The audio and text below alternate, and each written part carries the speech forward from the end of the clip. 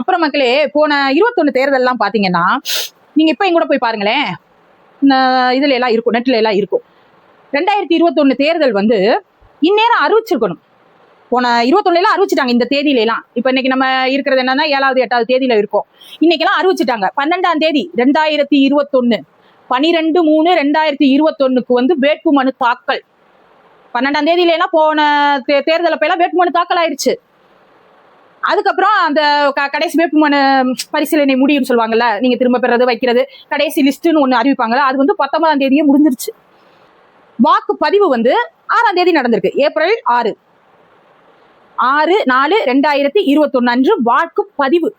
வாக்கு எண்ணிக்கை அது என்னைக்கு நடந்திருக்கு அப்படின்னா 2/5/2021 வாக்கு எண்ணிக்கையே முடிஞ்சிருச்சு. ஆனா இது வரைக்கும் இந்த தேர்தல்ல 2026ல தேர்தல் தேதி அறிவிக்கல, எப்ப வேட்புமனு தாக்கல் செய்யணும், எதையுமே அவங்க சொல்லவே இல்லை.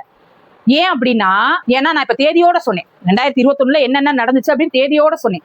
இப்ப இன்னைக்கு ஆயிடுச்சு, இப்ப மார்ச் 8 ஆயிடுச்சு.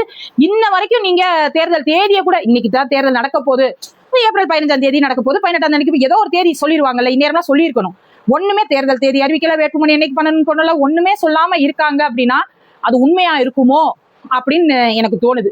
உண்மையா இருக்கும் பட்சத்தில் அது நடக்கக்கூடாது.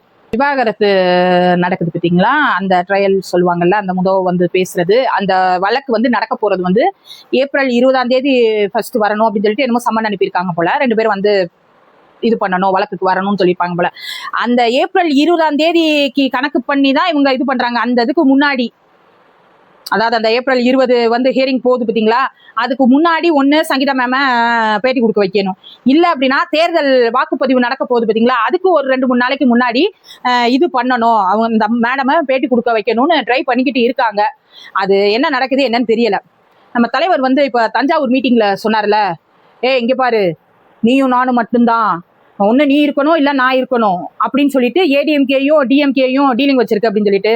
தலைவரே, ஏடிஎம்கே டிஎம்கே மட்டும் இல்ல தலைவரே, நீங்க இங்க அரசியலுக்கு வந்த உடனே டிஎம்கேயோட பிஜேபியும் பேசுது. இங்க பாரு, நீயும் நானும் கொள்ளையடிக்கிற காசை பாதி எடுத்துக்கிடுவோம், அவன் புதுசா இருக்கிறே வந்திருக்க கூடாது.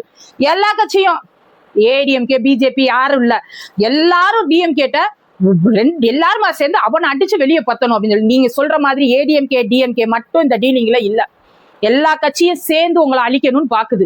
அது நல்ல கண் கூட தெரியுது.